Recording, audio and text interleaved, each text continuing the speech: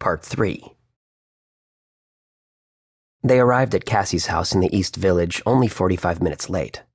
Kaye had gone a little overboard at the toy store, especially after Jessie explained to him how the kids had to divide their toys between 2 houses now. They needed several trips between the cab and Cassie's front door to get everything unloaded. Cassie was her usual potty-mouthed self, shouting out even before they reached the door.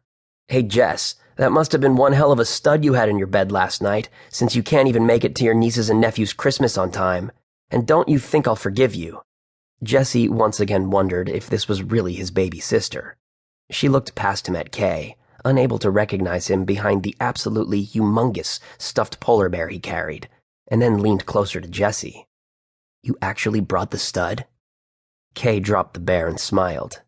"Yeah, he did, and it was fabulous." Jessie shook his head at Kaye camping it up and saw his sister gasp before looking back at Jessie.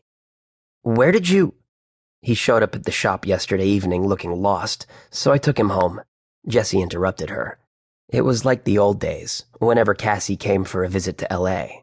She had been single then and absolutely smitten with Kaye, but Kaye had treated her like a sister. She had still gobbled up every little bit of attention he had given her. To Jessie's surprise, Cassie was speechless, and Jessie wondered what she was thinking. He knew he'd find out soon enough. Luckily, Kaye broke the ice. "Cassidy May Adams. If they told me you'd popped out 4 kids, I'd never believe them." He picked her up and twirled her around. "You're still light as a feather, and you still have your girlish figure." When he put her down, she regained her wits. "They have me running ragged. I don't have time to eat. You haven't changed either. You still look like $1,000,000. She poked him in the ribs. "But it feels like you could use a decent meal. You're way too skinny."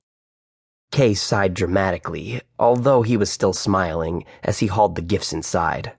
"You know the camera puts on 15 pounds, right? Then it's time you took a part in a Broadway show where they feed you plenty, because otherwise you won't last 8 shows a week." "From your mouth to God's ears, Cassie," Kaye answered, and Jessie thought he looked kind of regretful, as if Cassie had voiced his biggest unfulfilled desire. Jessie didn't have time to react to Kaye's statement, though, as Cassie looked at the massive presents in the hallway, and then at Jessie. "I'd tell you to put them under the tree, but you might as well let the hordes loose on them. They won't fit under my tiny Christmas tree anyway, and it's the only way the kids will be quiet enough for you to help me in the kitchen. Don't know if I want to saddle Kaye with the brats, though."